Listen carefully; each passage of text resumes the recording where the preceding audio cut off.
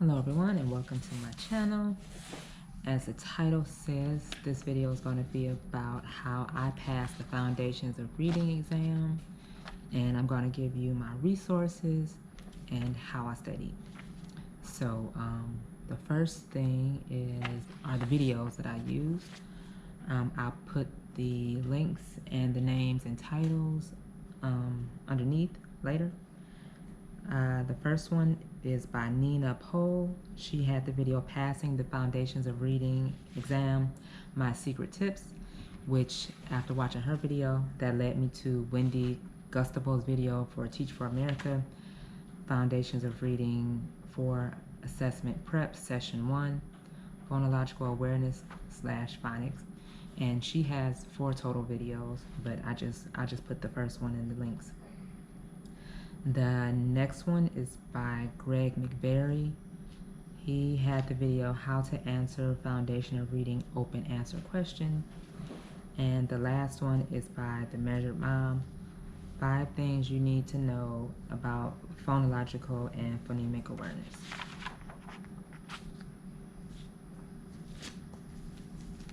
I also used a study guide by Jennifer Aronson Yeager, which I also got from Nina Pohl's video. It's free, you can print it out, and it's full of information. I also bought the Mometrics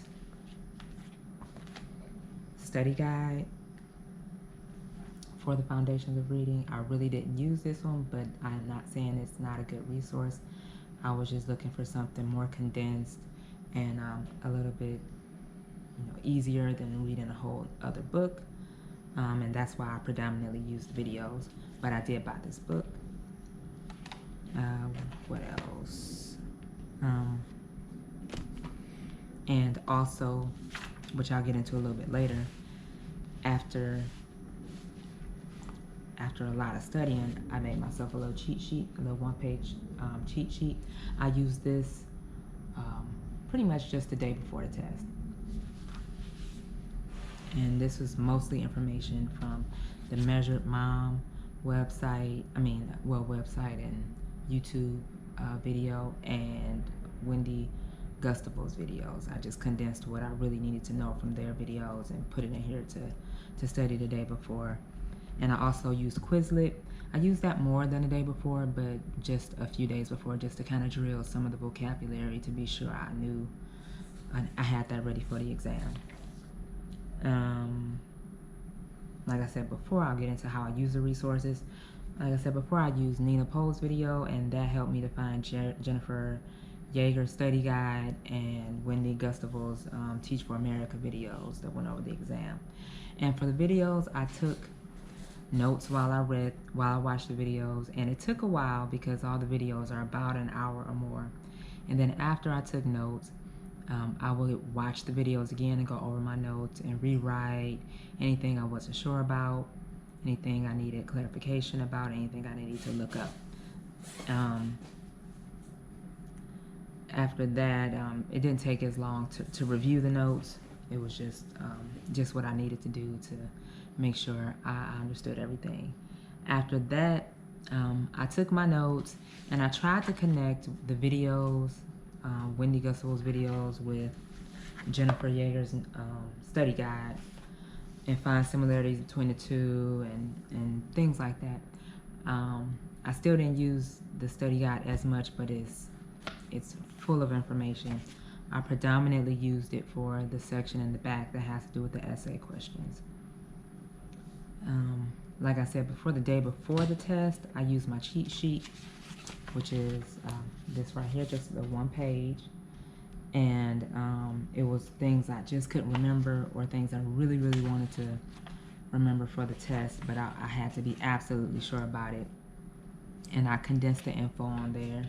Of course, I couldn't make it too long, but the different resources, they have plenty of extra information to study from. For the test, the actual test, I started with the essay. I knew that was going to take the most time, and I knew it was the part I was worried about the most, and so I just wanted to tackle that problem first. For the essay, I predominantly used this section of Jennifer Yeager's study guide, which has the open response questions. This is very helpful. It breaks down everything you need. It gives you sample reading analyses to do. It even gives you like a little running record scenario where you can read what the student issues they have and how they actually said it or read it, and then you can figure out what their problems are. What else? The tips I will have for the test are to go over your phonics terms. You're going to need that to just understand a lot of the questions, and they will want you to use those terms in addition to others in the essay questions. So just become familiar with digraphs and blends, silent E, which you'll see that as, CBC would be like MAT, consonant, vowel, consonant, and the silent E or magic E is the CBCE, which it would be like, instead of MAT, you would have MATE, which would be the silent E because it makes it mate, but you don't hear the E. And just a little extra tidbit is if you're having trouble remembering digraphs and blends, they're actually right in the word. So for a blend, the blend part comes in the BL, where the letters come together, but they're still sounded out. So you can still hear their individual sounds separately. So that would be the BL in blend. They come together, but they're still separately heard separately. And for digraph, it comes at the end of that word, and it's in the PH. So it sounds like the P and the H at the end make the F sound. So there are two letters that have come together, and there could be more. There are two letters in that word that come together that make one sound, the F sound, in digraph. And let's see, I'm just looking at my notes to make sure I don't forget anything. But yeah, so